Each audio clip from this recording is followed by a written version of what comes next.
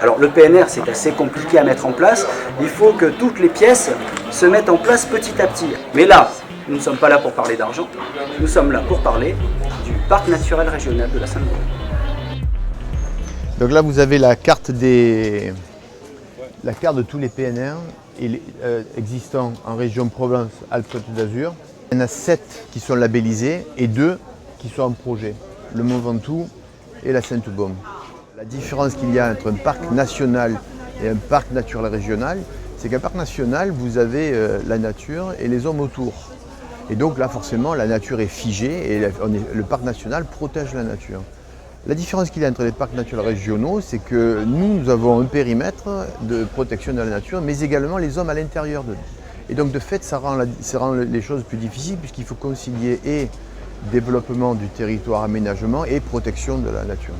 Nous avons dit, voilà, nous faisons la fête du parc à la Selle et on a eu la joie, parce que moi le plaisir, d'accueillir tout un tas d'associations, tout un tas de stands différents qui montrent par leur présence l'intérêt qu'il y a de ce parc naturel régional sur le territoire de la Sainte-Baume. On a instauré depuis la dernière mandature le mois des parcs. Et c'est pas innocent, on finance aussi la fête des parcs. Parce que pour nous, c'est un moyen, une vitrine, mais c'est aussi un lieu d'échange entre les citoyens, les élus, les associations qui font ces territoires. Et c'est ce qui fait la richesse de cette région.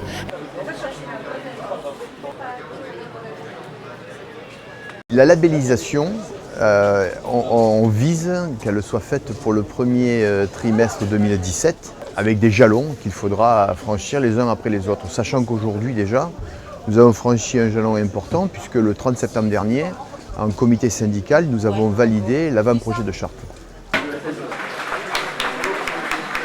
Dans cette charte, il y a en effet des volets importants sur qu'est-ce qu'on peut muter pour transformer la vie de ce territoire, pour en faire un territoire vivant, un territoire vécu, un territoire qui soit responsable en matière de déchets, en matière d'aménagement du territoire et d'urbanisme, en matière de développement touristique, en matière d'éducation à l'environnement et au territoire, en matière de services et de mobilité. Tout ça, c'est inscrit dans la charte.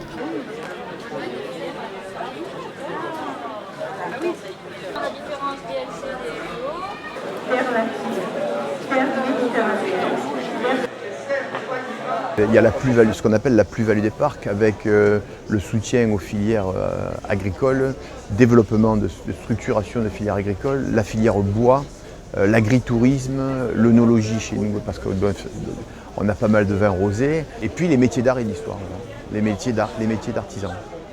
Voilà. Des bornes interactives.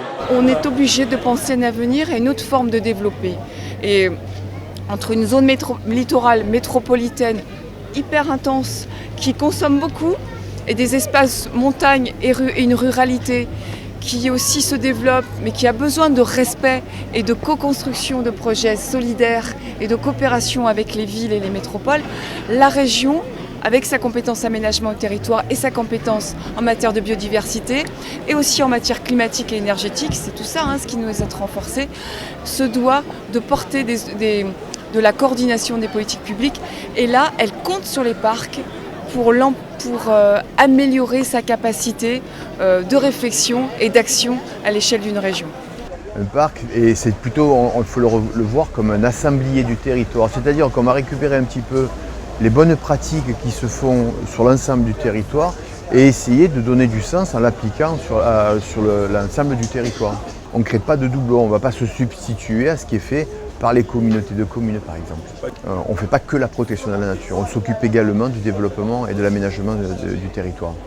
Mais toujours avec ce mot de durable derrière, qui veut dire qu'on ne va pas essayer d'épuiser le territoire. Donc c'est ça qui est important.